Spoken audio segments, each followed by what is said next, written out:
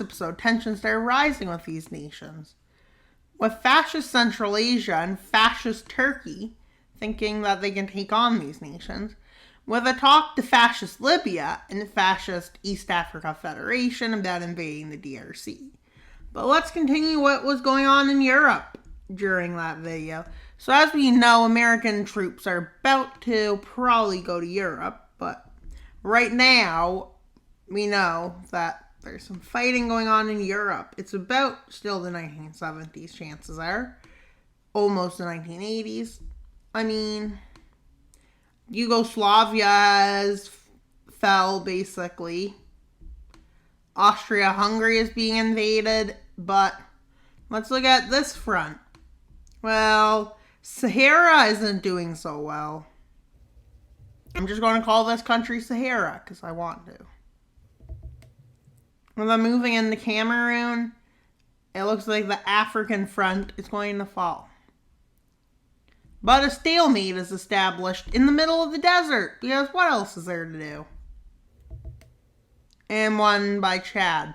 So this is, after a few months of stalemate, nobody's really doing nothing. In order to break the stalemate and bring more victories, a fatal mistake is made on the side of the red team. Will this benefit them? Because is this a fatal mistake or not? Because for most nations this has been opening too many fronts at once. But there's also a lot of countries too, and the more countries you have, the more fronts you can fight. 2 countries fighting on one front is good, but like 10 countries fighting on 4 fronts, is that good? With the DRC, or Congo, we should call it, as we know, it's not really the same world we recognize and know.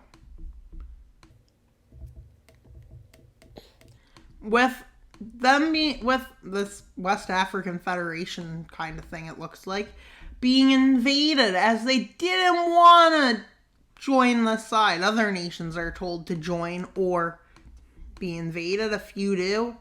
And then over here, a few nations see how bad this is, this situation. They join the blue team. Well, these 2 nations don't know, they're puppets, basically. But how is this front going in other places? Well, for the Ottoman thing, it's going pretty well, to be honest. With stalemates being established across the Russian front, as the Russians keep sending more and more men. Yep. With India being pushed back to about here. They lose all the Pakistan area, which would be in today's world. With Xinjiang being invaded, but like China and Japan and forces are moving troops in. With talks with South Africa starting about trying to get them into the war, but not going so far. And it seems like these nations over there have no chance. But they joined because they didn't want to fight with this team. As this team is doing stuff they don't want to. With their countries destroyed. I got a video topic coming but in the future, but not yet. And so, when they hear of South Africa wanting to get involved, they're quick to respond by launching invasions into their puppet by the East Africans. So I think this is like Zimbabwe puppet or Zambia. And then this is Mozambique. And when they move through, they establish a stalemate. But like, to their surprise, South Africa was ready for this surprise attack and pushed them back. In fact, all the way to the border, and they pull in Italy as they're basically losing all their land. And other troops have to be put in, but unfortunately this doesn't save the country, and the fatal mistake of East Africa is shown to the rest of the team, as they just lost half their country and are basically an occupation zone. If they lose any more land, who even knows what will happen. Now the Americans launching their first attack into Africa with a landing here.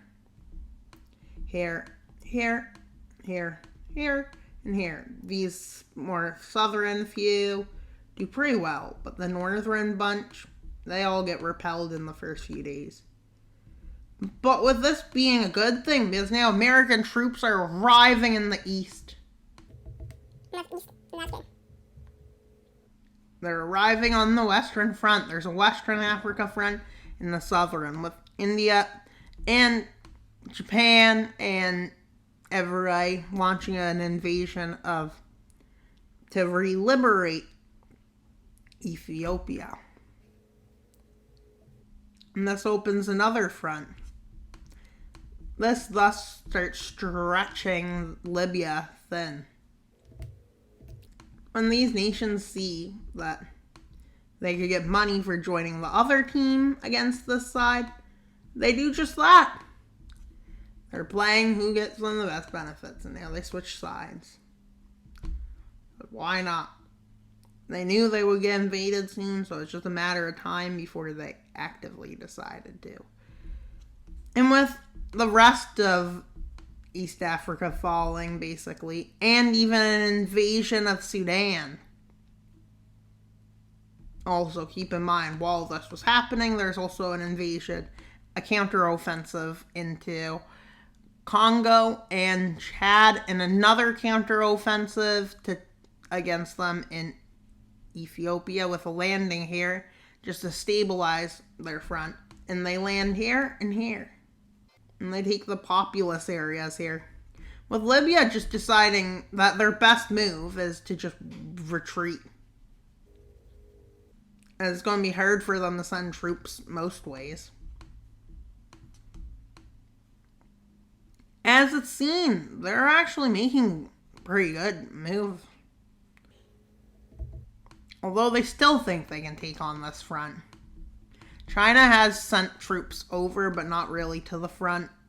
Just sent enough to stabilize it, so they're not looking to launch any offensives, it looks like. India loses most of its territory, but at this point, them and China managed to stop the incursion at about here. Which is big news. Because how do you think Kazakhstan is really logistically able to reach here? With Tibet falling, because and China losing most of its land, it's just they're getting to the population after having to go that far. With America planning an invasion in northern Spain. With this being about 1978, I would say, since this war started about 1975, but yeah. With a landing here. It slowly gets bigger. Till it gets about this size, where it starts taking northern Portugal and parts here. They move down the coast in Portugal, basically, and they move over here to open up the sea. With the liberation of Spain becoming much faster at this point. With the mess on this map being painful to look at. But I can fix it a bit. And right here is where it's also painful. No problem. But yeah, with the kick out of France to here being a big deal, meaning Germany launches an offensive here, and Russia launches their offensive in Norway. With the Americans landing in Iceland to make a GIN gap. Greenland, Norway, and they use this for a naval blockade, which looks like this. And then they have another one set up over here. With China making a counter-offensive, because people want to, are ready to do it. As they see, there's no point in letting them hold this if they can kick them out, which will speed up the process of ending the war, which means they were getting ready once Kazakhstan basically got to the population, so that's when they had to get ready. India, on the other hand, there's a counter-offensive, but it doesn't go as far because the lands have more people, making it harder to fight urban fighting. Plus, keep in mind, this is taking probably months, maybe even years. Well, this counter-offensive is taking a few months. With India making a counter-offensive in the north, Now they're sending resources somehow from low elevations to, like, space. Yep, exactly. With Russia making its offensive here. With Kazakhstan having made a lot of progress, but almost all of it has gone overnight, basically. With the fall of Yemen now happening, and somehow a ship managed to re-liberate Israel. And Libya was forced to pull out of here to retreat as, well, yeah. The other front completely fell. And I mean Sudan and this part of Egypt. And now, from the south, they're invading, and somehow they managed to make a naval landing here. With Libya being forced to surrender, which is a big deal for this team. With the offensive into Arabia. And yeah, they even landed in Iran. With this being a movement of forces up, taking one coast away, meaning the blockade is getting easier. Taking less ships for the same amount of effectivity.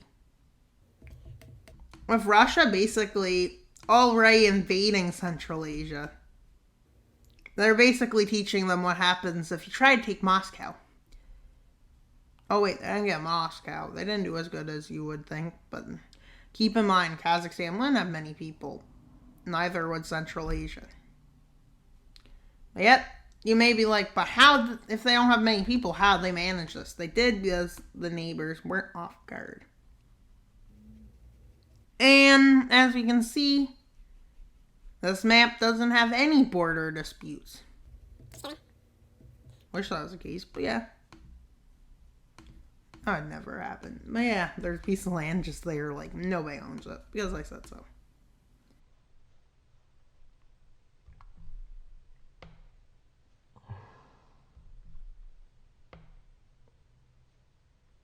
With a big encirclement happening. This is about where India and China starts their offensive, and with India as being not the fastest, but eventually getting pretty fast. With this, eventually, Central Asia is forced to capitulate. With the movement of troops eventually kicking them out of India, and the invasion of Iran, with an invasion of southern Italy happens. But the invasion of Iran is significant because it will set foot for the invasion of Turkey, which is done by multiple fronts, the north and the south and the east. And as you can tell, it's a bit of bad news for Turkey. Unfortunately, that's what happens. With them losing all their south and this naval blockade becoming even smaller. With Germany launching a major offensive, counter-offensive, I should say, for it to be exact, as they knock France completely out of their territory, and this kind of happens. With everybody's troops arriving in Europe now to stop this. And so, they do arrive. As the troops come in from the north. And France is forced to capitulate, almost. Not yet, but soon. With this being where the invasion is held, and then Britain gets invaded, and Britain had no troops left at the time, so they just fell. Because they ran out of troops and naval vessels somehow. But yes. Italy has fallen. And this is what happened during World War II. Or World War III. I'm not sure which one it was in this series. But yeah, the blue team won. What a surprise. And should we start from scratch without alliances now and pretend they became unnecessary and all disappeared? I'm going to think that. And I'm going to see how long this video was, and we'll see if we'll have a peace. Be in touch for the next part of this series where we will have the peace treaty. Nations will gain size, some nations will lose lands. The results will vary from nation to nation. Well, they're looking like Russia and the African nations are going to get a big swath of land. Argentina is going to shrink. I think the worst one hit is going to be Libya, which was trying to become all of Africa. But failed, unfortunately. So we don't get to see a unified Africa in this series. But we might at some point. But you know. I'll get China over there. They're big. But Russia is just... But we will fix that in the next peace treaty. Bye, guys. Remember to subscribe. We got 60 left till our goal. That's all for today's video. Wild Mapper out.